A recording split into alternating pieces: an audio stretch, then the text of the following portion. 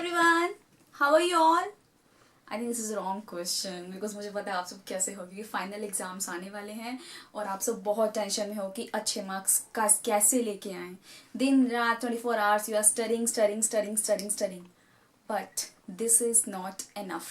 Believe me, सिर्फ पढ़ के आप अच्छे मार्क्स नहीं ला सकते. You'll have to study smartly. You'll have to do smart study. And how can you do it? Today in this video, I'll share with you guys some tips and tricks which are really very effective. And ये मेरी आजमाई हुई tricks हैं. So if you'll follow these, I can guarantee you, surely you'll get better marks in your exams. Like अब ज़्यादा दिन नहीं बचे हैं, 15-20 दिन बचे हैं, तो उसमें कैसे पढ़ना है, क्या पढ़ना है, मैं आपको ये बताने वाली हूँ. So without wasting much time, because the time is really very precious these days, let us move to the topic. You know, tip number 1, when I was a kid, I was a child, जब मैं school में थी, college में थी, तो मेरे parents, teachers सब मुझे बोलते थे कि सुबह जल्दी उठो, 4 बजे 5 बजे आपको अच्छे से समझ आएगा. But I don't agree with this. आपको लगा कि मैम मतलब सबसे उल्टा क्यों बोल रही है. But you know what happen, जब मैं सुबह 4 बजे उठती थी, मैं 4:30 बजे उठती थी, उससे होता क्या था कि मेरा पूरा शेड्यूल खराब हो जाता था और मुझे पूरा दिन नींद आती थी. I always use to feel sleepy. मेरा कॉन्सेंट्रेशन नहीं लगता था. आई वॉज फीलिंग टायर्ड, तो मैं ढंग से नहीं पढ़ पाती थी. तो आई सजेस्ट यू गाइज कि आप लोग अपने शेड्यूल को मत बिगाड़िए. जो आपका उठने का रूटीन है, सोने का रूटीन है, आप वैसे ही करिए. Because now you can not compromise with your studies. तो कोई एक्सपेरिमेंट नहीं करना. तो ये कोई भी आपको पेरेंट्स बोले कि सुबह जल्दी उठो तो प्लीज मेरा वीडियो दिखा देना उनको. Now tip number 2, I think इस टाइम पे सिलेबस पूरा हो चुका है, एक बार रिवीजन भी हो गई होगी, और अगर रिवीजन नहीं भी हुई तो leave it. First do 10 years sample papers और 10 year question papers. See being a teacher, मुझे पता है कि एटलीस्ट मिनिमम 70% क्वेश्चंस रिपीट होते हैं. Yes, minimum 70%. तो मैक्सिमम आप सोच सकते हैं कितना हो सकता है. तो अब इस टाइम आपको 10 years के सारे क्वेश्चंस थॉरली लर्न करने हैं. मगअप कर लो, कुछ भी कर लो, अच्छे से कर लो. और आई एश्योर यू कि अगर आपने वो 10 year क्वेश्चन पेपर्स कर लिए, आपके 70% मार्क्स कहीं नहीं गए, लेकिन अच्छे से करने हैं आपको. थर्ड नंबर, सीबीएसई की एक बहुत अच्छी बात है कि वो हर एक चैप्टर की वेटेज प्रोवाइड करता है. और आप जब रिवीजन करेंगे तो आपको वेटेज के अकॉर्डिंग रिवीजन करनी है. फॉर एग्जाम्पल 10th क्लास में साइंस में फिजिक्स में एक चैप्टर है ऑप्टिक्स, वो 14 मार्क्स की वेटेज है उस चैप्टर की.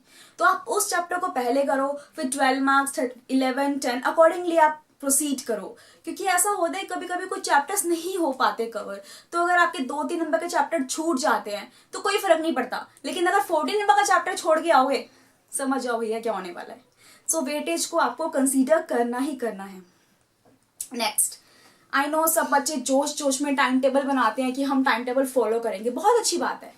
But make a realistic time table. ना what do I mean by realistic? होता ये है कि चलो पढ़ने बैठे हैं, बहुत जोश आ रहा है, चलो टाइम टेबल बना दिया, 1 घंटे में इंग्लिश, फिर हिंदी, फिर मैथ, फिजिक्स, केमिस्ट्री, बायो सब कर लेंगे. होता क्या है, कुछ भी नहीं होता और आप डीमोटिवेट हो जाते हैं. बिकॉज जो आप टारगेट सेट करा था आपने, वो आप अचीव नहीं कर पाते. और इसमें आपकी गलती नहीं है, बिकॉज वो कोई भी अचीव नहीं कर पाएगा, मैं भी अचीव नहीं कर पाऊंगी. So what you'll have to do, you'll have to make a realistic time table. कि आप एक टॉपिक उठा लो कि आज मैंने साइंस का ये टॉपिक करना है, मैथ्स का ये टॉपिक करना है, बस. और उसको आप पूरा दिन कवर करो, अच्छे से करो. That is enough for you guys. आपको ऐसा टाइम टेबल बनाना है और टाइम को देख के करना कि 20 दिन में आप कैसे कवर कर सकते हो. ठीक है. So I just wanted to say about this. Next, now how to do paper. Don't leave any question. कोई भी क्वेश्चन नहीं छोड़ना. नहीं आ रहा आंसर, फॉर्मूला लिख दो, डेफिनेशन लिख दो, एग्जाम्पल लिख दो. अगर आपको 0.0001% भी कुछ भी पता है उस क्वेश्चन पे, उस आंसर के बारे में, राइट इट. बिकॉज कभी कभी क्या होता है कि suppose, I just don't want to say this, लेकिन आपका बहुत बैड लक चल रहा है और you are not able to pass the exam. आप 31 मार्क्स आ रहे, 33 वाला बच्चा पास होता है. तो एग्जामिनर चेकर होते हैं, वो टीचर्स बहुत काइंड होती हैं, तो वो वहाँ पे आपके मार्क्स एडजस्ट कर लेंगे. So don't leave the question.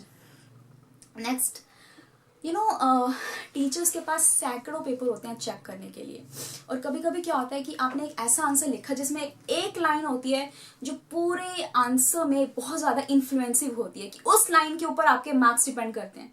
But teacher के पास तो बहुत सारे पेपर चेक करने के लिए कभी कभी अनफॉर्चुनेटली आपका दिन खराब हो तो वो स्किप हो जाती है, उनकी आंखों से वो लाइन वो नहीं देख पाते, तो क्या होगा, आपका तो गया, बैंड बज गया फिर आपका।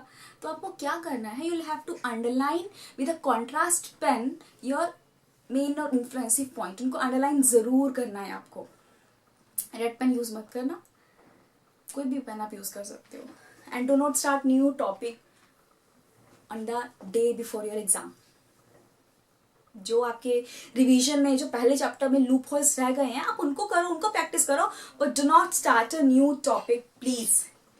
और recreational time, what do mean by recreational time, आपने 2-3 घंटे पढ़ाई करी, उसके बाद क्या है, you will feel so like थक गया हूं मैं, तो आप जाओ एक 5 मिनट की नैप ले लो, 15 मिनट की नैप ले लो, टीवी देख लो, गाना सुन लो, पार्क में वॉक कर लो। This will be your recreational time and you will feel refreshed, और आप दोबारा से स्टडी स्टार्ट कर सकते हो। एंड प्लीज गाइज, फेसबुक हटा दीजिए, डीएक्टिवेट कर दीजिए, बिकॉज 20-25 दिन है आपके पास, उसके बाद जो रिजल्ट आएगा यू विल फील गिल्टी कि हमने ऐसा क्यों नहीं किया। फेसबुक आप दोबारा से एक्टिवेट कर सकते हो, ट्रस्ट में उसमें कोई इशू नहीं है, लेकिन कुछ दिन बचे हैं उनमें इन्वेस्ट कर लो, फेसबुक डिस्कनेक्ट कर दो, बिकॉज ये आपको मार्क्स नहीं दिलवाने वाली। And trust me, the guy और girl who is going to top, उन्होंने 2-4 महीने पहले से अपना फेसबुक अकाउंट डीएक्टिवेट कर दिया है। Yes, do not compromise with your sleep.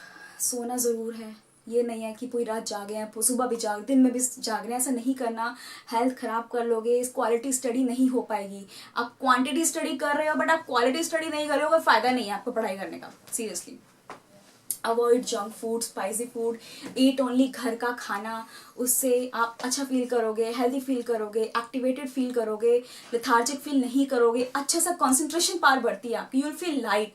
जितना लाइट फील करोगे उतना टाइम आप बैठ के पढ़ सकते हो। And the next and the last but not the least, at least 15 minute physical activity जरूर करनी है आपको। वाई? बिकॉज आप खुद करके देखना, जिस दिन आपने 15 मिनट्स एक्सरसाइज करी, उस दिन you will feel so light, you will feel so energetic कि आपका दिन बहुत अच्छा जाएगा एंड आपके स्टडीज में आप क्वालिटी टाइम दे पाएंगे। So these were all the points which I wanted to say. And the last thing, सोने से पहले जब आप सोते हैं ना, तो माइंड में एक बार याद करो कि मैंने क्या क्या पढ़ा है, उनको से टॉपिक्स रह गए हैं, फिर आप नेक्स्ट डे के लिए टारगेट सेट करके सो। बिकॉज अगर आपके दिमाग में टारगेट सेट होगा ना, तो भी अच्छे से पढ़ाई कर पाओगे। ये नहीं कुछ भी उठा के रैंडमली पढ़ना शुरू कर दिया, उससे कुछ फायदा नहीं होने वाला। So the main points are, first, weightage के अकॉर्डिंग आपको पढ़ाई करनी है, 10 ईयर पेपर जरूर करने हैं, do not leave any question, underline the influencive points. इन सब में से समरी में बोलूं तो ये 4 पॉइंट्स इंपॉर्टेंट है, कंसीडर दीज, अकॉर्डिंगली स्टडी करो, assure you will get good and better marks. अभी टाइम है, डरो मत, you can do it. Okay, bye, all the best for exam.